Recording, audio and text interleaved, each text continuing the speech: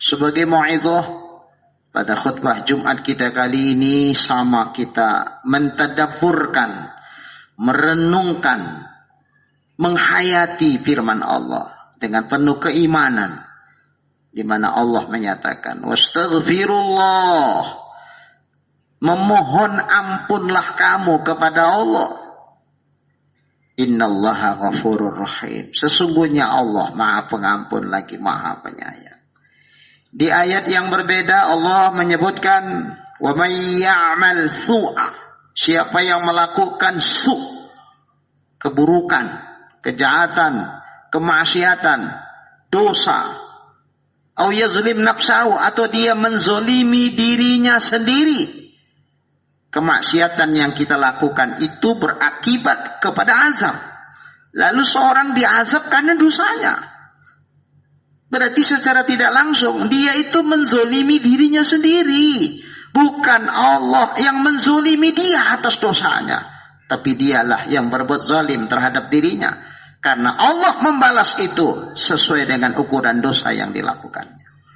Maka kata Allah, siapa yang menzolimi dirinya sendiri dengan ia melakukan dosa dan maksiat, summa yastaghfirillah, kemudian setelah ia sadar akan dosanya, lalu dia pun percaya dengan konsekuensi dari dosa akan berakibat azab di akhirat, kemudian yastaghfirillah, dia minta ampun kepada Allah.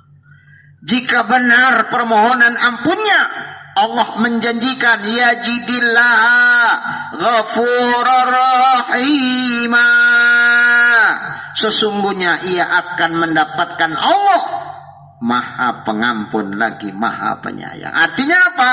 Allah pasti akan mengampuni, Allah pasti akan menyayangi.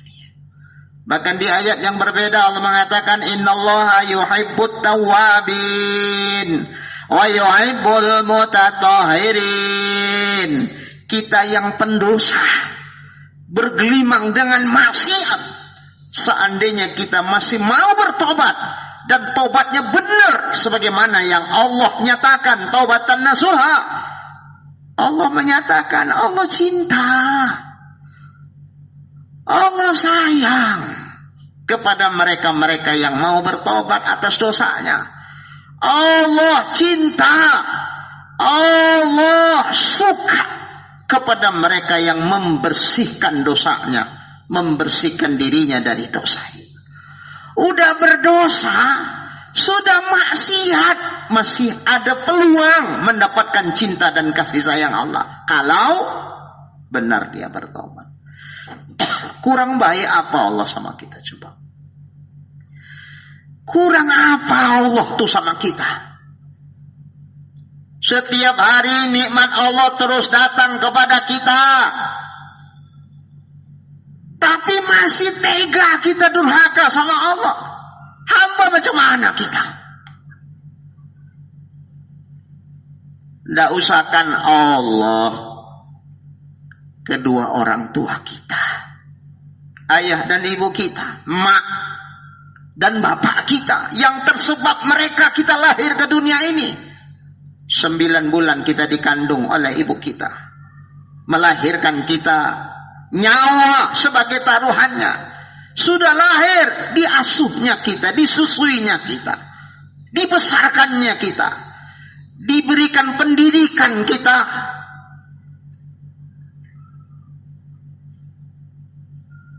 Seberapa kebaikan orang tua itu? Seandainya seumur hidup kita berbakti, mengabdi kepada kedua orang tua kita, itu enggak balance, enggak seimbang dengan kebaikan orang tua yang telah diberikan kepada kita.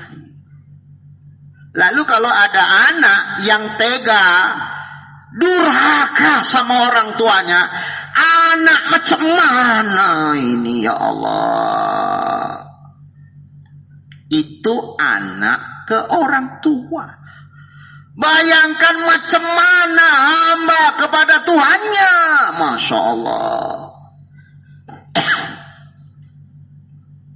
Maka di surah Ar-Rahman Berulang-ulang Allah ingatkan kita supaya kita sadar. Babi ayyi ala'i rabbikuma tukadziban. Nikmat Tuhanmu yang mana yang mau kau dustakan? Mana yang kau akukan itu usahamu. Yang kau akui itu jerih payahmu. Yang itu bukan anugerah dari Allah. Jangan sombong kita kayak Qarun. Qarun lupa harta yang berlimpah. Dia pikir usahanya tok. Padahal itu karunia dari Allah. Segigi apapun kita memperjuangkan sesuatu yang mau kita gapai, kalau Allah tidak mengizinkannya, nol besar hasilnya. Semua apapun yang terjadi di alam milik Allah takkan terjadi kecuali dengan kudrat dan iradatnya Allah. Tidak bergerak satu zarrah pun di alam milik Allah kalau tidak dengan izin Allah, kalau tidak dengan iradat dan kudrat Allah. Innallaha fa'alun lima yurid. Sesungguhnya Allah menjadikan apa saja lima yurid sesuai dengan apa yang Dia kehendaki. Bukan seperti yang kita kehendaki. Maka seandainya ada orang sudah gigih luar biasa, usahanya sudah maksimal, celah untuk ketidakberhasilan semua sudah ditutup, ternyata masih gagal, ingatlah itu kuasa Allah. Jangan sombong kita. Kalau keberhasilan karena usaha kita, setiap orang yang berusaha pasti berhasil. Kenyataannya kita lihat ada banyak orang berusaha nggak hasil kok. Oleh karena itu coba kita ingat. Diingatkan Allah lewat ayat ini. Fabi ayyi ala'i rabbikuma tukadziban. Mana yang kamu anggap itu usahamu, jerih payahmu, yang itu bukan karunia dari Allah. Nah, semua itu ada pada kuasa Allah. Untuk apa Allah berikan? Sebagai karunia. Allah nggak wajib kok. Dalam kajian tauhid, Allah nggak wajib menjadikan seperti yang kita mau. Jaiz bagi Allah. Kalau Allah berkehendak bikinnya, kalau tidak, ya nggak apa-apa juga. Nggak ada sesuatu yang mudarat bagi Allah Subhanahu wa taala, nggak ada. Maka ini harus kita sadari. Jadi semua yang kita atasnamakan milik kita itu nggak lebih nggak kurang karunia Allah. Lalu setelah Allah memberikan karunia yang tak terhitung, yang tak terkira, wa in ta'uddu ni'matallah la tusuha. Kalau kamu menghitung-hitung nikmat Allah, nggak mampu kamu ngitung. Setiap detik, napas kita ini, apakah usaha kita? Kalau napas itu usaha kita, orang yang sesak napas nggak ada yang sesak napas. Coba bayangkan, beli tabung dan isi oksigen itu udah berapa? Allah kasih kita bernapas gratis. Suka-suka kita narik, seberapa yang mau kita tarik, tariklah. Allah kasih itu gratis. Itu baru dari sisi napas. Mata kita, berapa lama kita pakai? Padahal itu kalau mata bermasalah, pergi kita ke dokter spesialis mata, periksa 10 menit, itu udah jut-jut duitnya, belum resepnya lagi. Itu kalau rusak, bermasalah. Allah ciptakan kita mata gratis, cuman syukuri aja lah. Allah minta supaya kita mensyukuri saja. Telinga kita gimana? Lidah kita gimana? Lidah yang satu bisa merasakan berbagai macam rasa makanan. Tahu kita asin, manis, pedas, nikmat, enak. Semua kita tahu rasa. Nah, rasa itu datangnya dari siapa? Ketika Allah masih memfungsikan lidah itu bisa merasa, kita bisa merasa. Tapi kalau Allah cabut nikmat lidah itu, semuanya jadi pahit.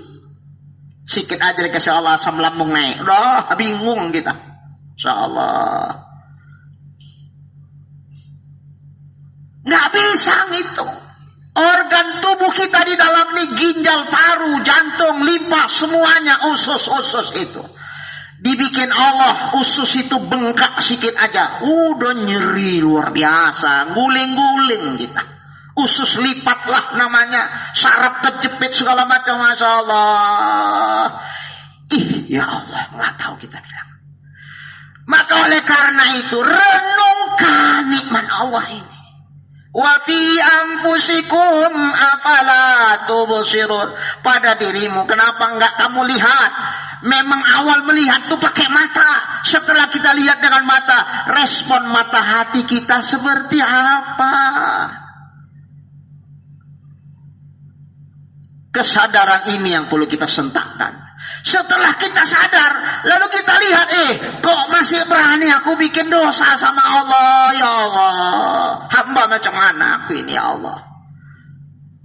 Kok tega aku mendurhakai Allah. Mendurhakai orang tua aja begitu sangat tidak layak, konon mendurhakai Allah. Masya Allah. Hamba macam mana? Renungan-renungan seperti inilah yang akan melahirkan taubatan nasuha, yang akan melahirkan taubat yang sebenarnya taubat, yang melahirkan permohonan ampun yang keluar dari dalam hati kita yang paling dalam, yang penuh dengan kesadaran, tidak sekedar terlincir dengan mudah lewat lidah kita. Ndak. Kemana mulut, kemana hati, kemana pikiran. Insyaallah, inilah perlu sadari. Nah, Allah menjanjikan, sebanyak apapun dosamu, setelah nikmatku terus kuberikan kepadamu, lalu kau berani durhaka sama aku, sebanyak dosa apapun yang kamu lakukan, kalau betul kau datang kepada aku, mengaku bersalah, merintih, menghinakan dirimu kepada aku, mohon ampun kau kepada aku dengan sebenar-benarnya, yajidillah ghafurar rahimah, kau pasti akan mendapati aku mengampuni dan menyayangi akan kau. Masya Allah. Adakah sebaik daripada kebaikan Allah? Tidak ada. Hanya Allah lah yang masih. Coba kita lihat orang, kita bikin salah sama dia, kita ngaku salah, merintih, minta ampun, apa katanya? Tiada maaf bagimu. Masya Allah. Allah enggak begitu. Coba.